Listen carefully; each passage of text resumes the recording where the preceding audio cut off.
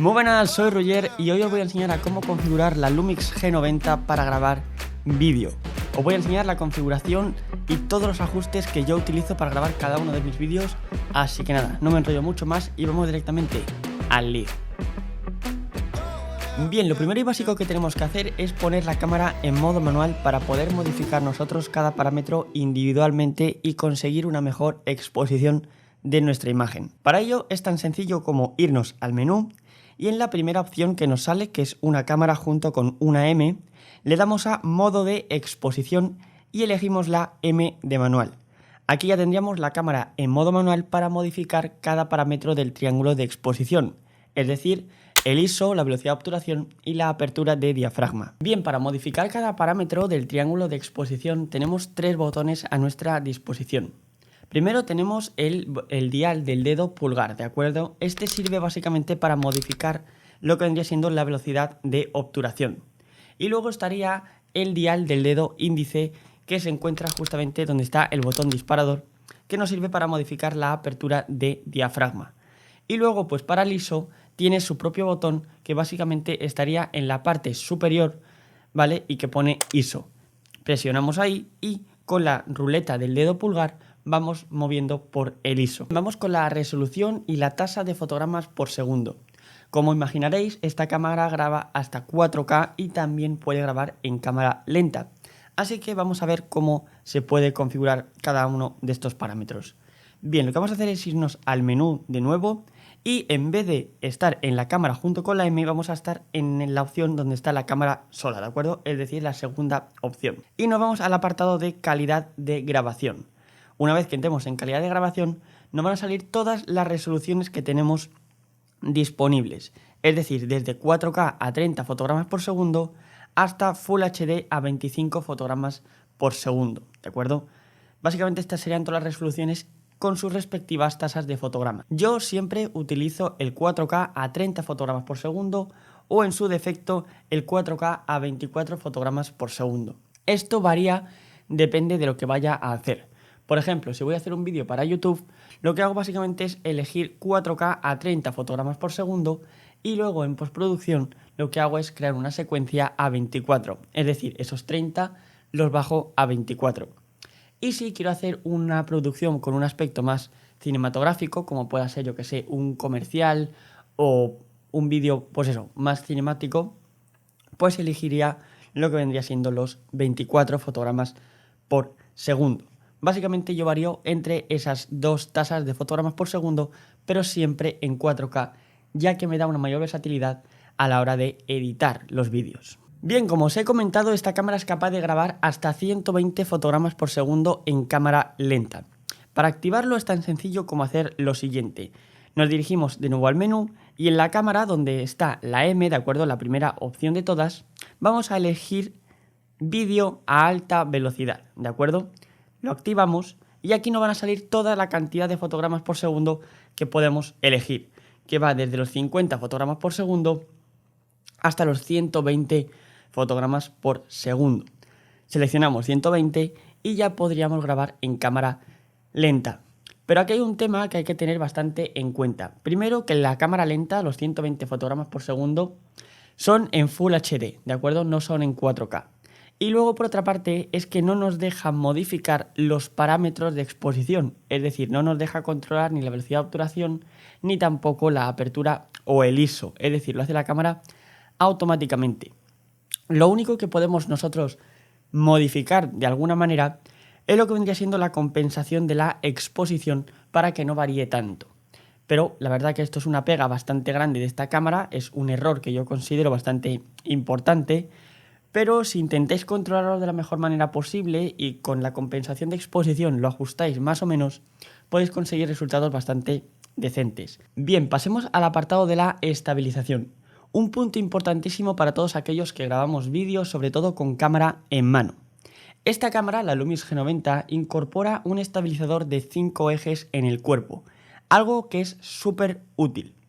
Para ver las funciones que tiene, cómo funciona y demás, lo que vamos a hacer es irnos al menú de nuevo y en la segunda opción, donde tenemos solamente la cámara de vídeo, en la segunda página nos va a aparecer estabilizador. Presionamos en estabilizador Y aquí nos van a salir las diferentes funciones que tiene el modo. Primero tenemos modo de operación, que básicamente es para activar o desactivar el estabilizador sin más. Por otra parte estaría el estabilizador electrónico. El estabilizador electrónico hace una pequeña combinación junto con el mecánico, ¿de acuerdo? Es decir, es como si se fusionasen como uno solo y la verdad que funciona bastante bien.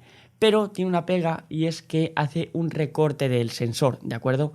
No utiliza el sensor completamente, sino que hace un pequeño recorte. Tener esto en cuenta, sobre todo cuando grabéis vídeo en 4K, porque en 4K hace un recorte del sensor bastante grande, ¿de acuerdo? Y si encima aplicáis el estabilizador pues electrónico, lo que va a provocar es que ese recorte va a ser aún mayor. Luego, por otra parte, si en caso de que no montéis un objetivo que básicamente estaría con la conexión con la cámara, es decir, no tenga pines de conexión con la cámara y sea, por ejemplo, analógico, vais a tener que decirle a la cámara qué distancia focal estáis poniendo para que la cámara de esta manera pueda básicamente ajustar el estabilizador, ¿de acuerdo? Pueda balancear el estabilizador de tal forma que afecte en buena forma, por así decirlo, a lo que vendría siendo esa distancia focal. Así que tened en cuenta esto de que si montáis un objetivo analógico, le vais a tener que decir a la cámara qué distancia focal estáis poniendo. Bien, vamos con la función que seguramente más nos guste a todos y es el tema de los perfiles de imagen. La G90 está bastante completita de ellos, así que vamos a ver cómo activarlos.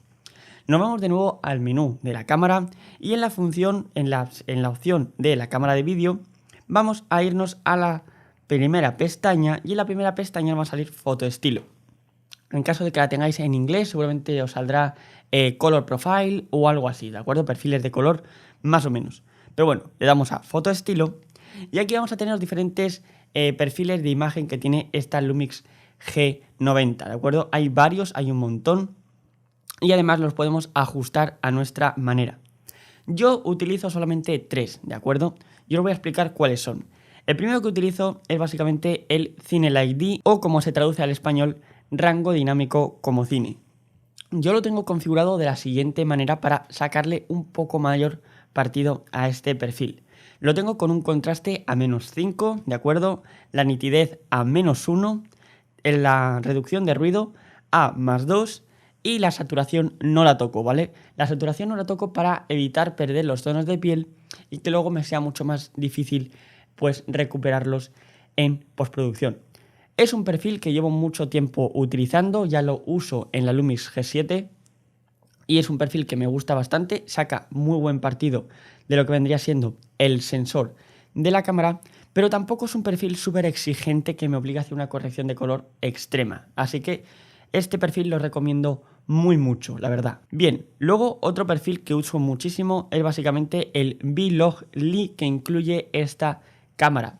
Hace muy poco tiempo que tengo esta Lumix G90, con lo cual tengo que seguir perfeccionando la técnica de corregir este perfil. Es un perfil totalmente logarítmico, ¿de acuerdo? Es un perfil logarítmico puro, con lo cual vamos a tener todo el rango dinámico del sensor, que son aproximadamente 12 pasos en esta Lumix G90.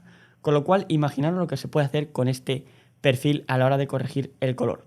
Eso sí, hay que tener mucho ojo porque esta cámara solamente tiene 8 bits de profundidad de color, es decir, solamente tiene disponible 16.7 millones de colores, con lo cual a la hora de corregir el color puede que nos cueste un poco más pillar el punto exacto sin llegar a romper la imagen. Y luego, por último, el último perfil que utilizo es el natural, ¿de acuerdo? El natural, como veis, no lo tengo configurado de una manera precisa, ya que básicamente lo voy modificando, depende de la situación en la que me encuentre. Algo muy importante, de acuerdo, de lo que vendría siendo el V-Log que no os he comentado, es básicamente que tiene un ISO mínimo de 400, ¿de acuerdo? Es decir, una vez que vosotros ponéis el V-Log, automáticamente os va a poner un ISO mínimo de 400 para poder utilizarlo.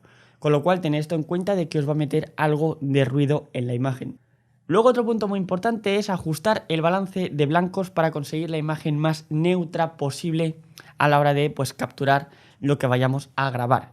Para ello es tan simple como darle al botón que hay en la parte superior de la cámara que pone una W y una B, White Balance, presionamos y aquí vamos a tener las diferentes temperaturas de color, ¿de acuerdo? Tendríamos lo que vendría siendo pues un día soleado, ¿de acuerdo? Luz del sol, nublado, sombra, tusteno, y básicamente también vamos a poder ajustar diferentes parámetros manualmente, ¿de acuerdo? Con una carta de grises, por ejemplo, y demás, para ajustar el balance nosotros mismos y sin que lo haga la cámara.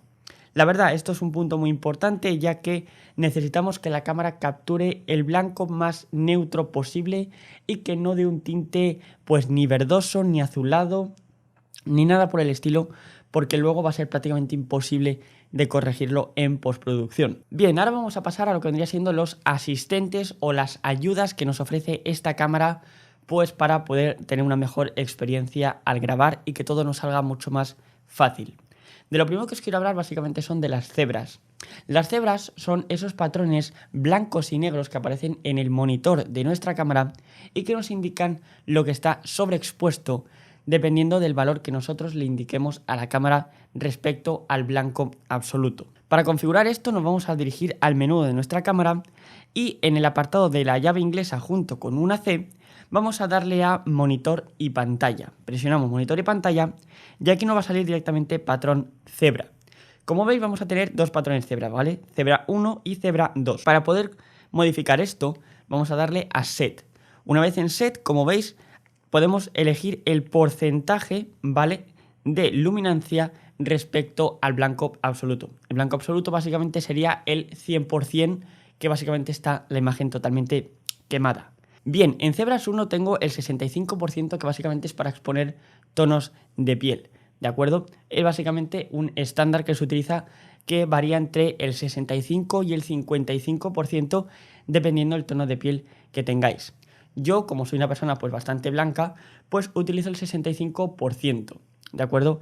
Entonces, una vez que empiezan a aparecer pequeñas franjas de cebra en el monitor de la pantalla, me está indicando de que mi cara está perfectamente expuesta y que puedo empezar la grabación sin preocuparme de estar sobreexpuesto o subexpuesto. Y luego, por otra parte, en Cebras 2 tendría el 80%, que básicamente me indica que las altas luces están empezando a quemarse. Tengo un pequeño margen de un 20% más o menos. Esto es todo más o menos, ya, ¿vale? Ya que no es una cifra súper específica, pero me está indicando de que estoy a punto de quemar las altas luces. Entonces básicamente lo utilizo de esta forma. Cuando quiero exponer tonos de piel, 65%, y cuando pues no hay personas por el medio y demás, utilizo el 80% para de esa manera exponer todo de forma pues más alta, ¿de acuerdo? Sin sobreexponer lo que vendría siendo las altas luces. Bien, pasemos al focus picking, que básicamente es el contorno que ya habréis visto en este canal varias veces para poder enfocar con mayor precisión manualmente. Para ello vamos a dirigirnos al menú de nuevo y justamente en el mismo apartado en el que estábamos con el patrón cebra, vamos a ir arriba un poquito y vamos a ver contornos máximos. Si tenéis la cámara en inglés os saldrá picking o focus picking. Le damos a contornos máximos y podemos activarlo, desactivarlo y también hacer una pequeña configuración del nivel de detección. Si queremos un nivel de detección alto o bajo, o también podemos elegir el color de visualización para adaptarse mejor a nuestra vista y el color que mejor veamos o que mejor distingamos, pues así lo podemos elegir. Bien, luego estaría el tema del histograma, que está justamente debajo de contornos máximos, que básicamente el histograma lo que nos va a indicar, os voy a enseñar por aquí, como veis, es este cuadradito, que ahora mismo solamente tiene una raya amarilla, pero básicamente el histograma nos va a indicar las diferentes luces que tenemos en la imagen, es decir, en la parte izquierda vamos a tener la imagen subexpuesta, en el centro perfectamente expuesta, una exposición neutral, por así decirlo, y a la derecha vamos a tener una sobreexposición. Así que gracias a esta función vamos a saber si estamos subexponiendo, sobreexponiendo o directamente si tenemos la imagen perfectamente expuesta. Es algo bastante importante y que yo recomiendo muchísimo utilizar, sobre todo con perfiles de imagen como el Vlog, ya que al ser totalmente plana la imagen no sabemos cómo estamos exponiendo, si estamos sobreexponiendo y demás. Entonces el utilizarlo así es muy importante. Tenemos las líneas guía. Básicamente las líneas guía lo que hacen es dividir la imagen en 9 partes iguales para de esta forma tener 4 puntos exactos de intersección y poder colocar a nuestro sujeto y poder tener una mejor composición, básicamente respetando ciertas reglas. Tenemos varias cuadrículas, ¿de acuerdo? Tenemos la cuadrícula tradicional, ¿de acuerdo? También tenemos la cuadrícula con líneas transversales y luego tenemos esta última función que la verdad no sé para qué sirve porque nunca la he utilizado, así que bien. Y luego también podemos desactivarlo directamente. Yo el que uso siempre básicamente es la cuadrícula tradicional, ya que es la que me funciona a mí, que como veis ahora mismo en pantalla son 4 intersecciones y 9 partes iguales en las que se divide la pantalla. Es la que utilizo yo siempre. Bien, pasemos con el tema del enfoque. Esta cámara tiene una función muy interesante y es que podemos ajustar la velocidad con la que va a actuar el enfoque. Esto puede hacer que pierda algo de precisión a la hora de enfocar, pero sí que es verdad que va a enfocar mucho más rápido. Bien, pues para ver esta función lo que vamos a hacer es irnos de nuevo al menú de la cámara, nos vamos a la opción de la cámara de vídeo y en la primera pestaña, cuando tengamos la cámara en el modo de enfoque automático, vamos a ajuste personal AF vídeo. Presionamos, le damos a set para configurarlo y aquí os va a salir lo que vendría siendo el poder ajustar la velocidad de enfoque. Como veis, a mayor número pongamos, más rápido va a ser y si le damos a menos un número, más lento va a ser. Yo la verdad no utilizo un valor en específico ya que lo voy variando y voy probando a ver qué tal funciona uno y cómo funciona otro. Por ejemplo, ahora estoy probando la velocidad de autoenfoque a +3. Esto, como digo, es que vosotros lo probéis, ¿de acuerdo? Y intentéis cambiar de configuración para ver qué tal os funciona a vosotros y cómo de rápido enfoca y sobre todo con la precisión que enfoca. Un punto súper interesante de la Lumix G90 es el tema de los botones configurables que tiene, es decir, la cantidad de botones programables que tiene para hacernos la vida mucho más fácil a la hora de grabar, de hacer fotografías y demás, ya que podemos realizar un ajuste completo para cada uno de ellos y de esa manera tener una velocidad mucho más rápida de trabajo. Para poder configurar cada botón lo que vamos a hacer es directamente irnos al menú de la cámara, vamos a ir a la llave inglesa junto con la C y vamos a entrar en el apartado de funcionamiento. Una vez en el apartado de funcionamiento os va a aparecer ajuste botón FN. Entramos y aquí va a salir ajuste en modo de grabación o ajuste en modo de reproducción. Le damos a modo de grabación y aquí nos van a salir los 11 botones programables que tiene esta cámara. Y básicamente podemos ajustarlo de la forma que queramos, ¿de acuerdo? Por ejemplo, podemos ajustar lo que vendría siendo las cebras, el nivel, el wifi, lo que vendría siendo los perfiles de imagen. Es decir, podemos elegir cada parámetro como nosotros queramos. Y para hacerlo es tan sencillo como directamente elegir el botón que nosotros queremos, por ejemplo, FN6, y aquí nos van a salir todas las funciones que tiene la cámara para poder directamente ponerlo en el botón FN. Esto básicamente es que vosotros lo investiguéis y lo ajustéis a vuestra manera. En esta cámara podemos ajustar hasta 4 perfiles personalizables, ¿de acuerdo? 4 perfiles personales y para ello es tan sencillo como dirigirnos al menú y en el apartado de la llave inglesa sola, ¿de acuerdo? Vamos a ver memoria ajuste personal, le damos y como veis aquí tenemos 4 posibles perfiles personalizables. Yo tengo dos, uno para grabar en 4K a 30 fotogramas por segundo y otro para grabar a cámara lenta a 120 fotogramas por segundo. Así es como yo lo utilizo el tema de los ajustes personales. Una función súper interesante de esta Lumix G90 que además comparte con su hermana mayor, la Lumix GH5, es la posibilidad de realizar movimientos de cámara directamente desde el sensor. Imaginaros que necesitáis realizar un movimiento de cámara, ¿de acuerdo? Un paneo, por ejemplo, pero no disponéis de un slider, por ejemplo. No disponéis de ese tipo de aparatos pues más complejos, más costosos y demás, y solamente tenéis vuestra cámara. Bien, pues gracias a esta función que os voy a comentar ahora, podéis realizar movimientos de cámara directamente desde el sensor sin perder calidad y además con resultados muy buenos. Para activar esta función nos vamos a dirigir al menú de la cámara y vamos a entrar en el apartado de la cámara de vídeo junto con la M. Y nos vamos a dirigir a la pestaña donde pone recorte 4K tiempo real. Presionamos ahí y nos va a aparecer el tiempo que queremos que dure lo que vendría siendo la transición, ¿de acuerdo? El movimiento de cámara. entre 20 segundos y 40 segundos. Y podemos elegir lo que vendría siendo el tamaño del área que queremos que ocupe lo que vendría siendo la zona que vayamos a grabar. Y podemos elegir el punto A y el punto B. También podemos elegir diferentes tamaños, es decir, no hace falta que sea un mismo tamaño para el punto A que para el punto B. Con lo cual esto nos va a dar una versatilidad tremenda porque también podemos hacer un zoom in y zoom out a la misma vez que hace pues ese paneo, por ejemplo. Sinceramente es muy interesante esta función y que sirve muchísimo, como digo, si no tenéis pues un slider o no tenéis un gimbal para hacer movimientos súper suaves y súper fluidos y queréis hacer un movimiento de cámara pues interesante, por ejemplo, de un producto, si estáis grabando un comercial, por ejemplo, o directamente un vídeo para vuestro canal o cualquier cosa, pues sinceramente es súper interesante esta función y yo os recomiendo que la probéis, que la uséis, porque a mí en lo personal me ha gustado muchísimo. Luego, apartados un poco más genéricos de esta cámara, es que incorpora una entrada de micrófono y también de cascos, con lo cual vamos a poder monitorear lo que vendría siendo el audio de la cámara.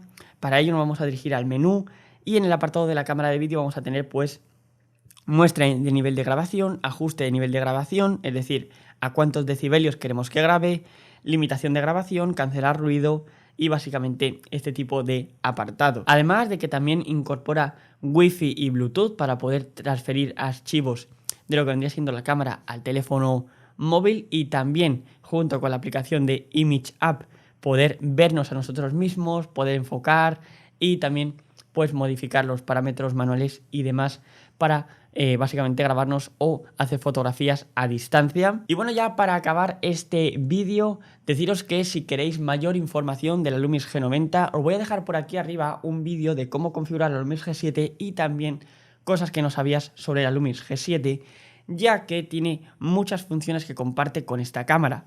Con lo cual, si os habéis perdido algo, podéis visitar esos dos vídeos porque ahí también hablo bastante de muchas configuraciones que comparten estas dos cámaras. Así que nada, dicho esto, espero que os haya gustado este vídeo, espero que os haya ayudado a configurar vuestra G90. Si es así, me lo podéis dejar en los comentarios, me lo podéis hacer saber en los comentarios. Podéis dejar también un buen like, que se agradece un montón. Os podéis suscribir y activar la campanita que, oye, no vale para nada, pero ahí está. Y podéis seguirme también en mi Instagram, que ahí comunico cada vez que voy a subir vídeo y todo lo que vaya ocurriendo en el canal. Así que nada, dicho esto, nos vemos en el próximo vídeo. Chao, chavales.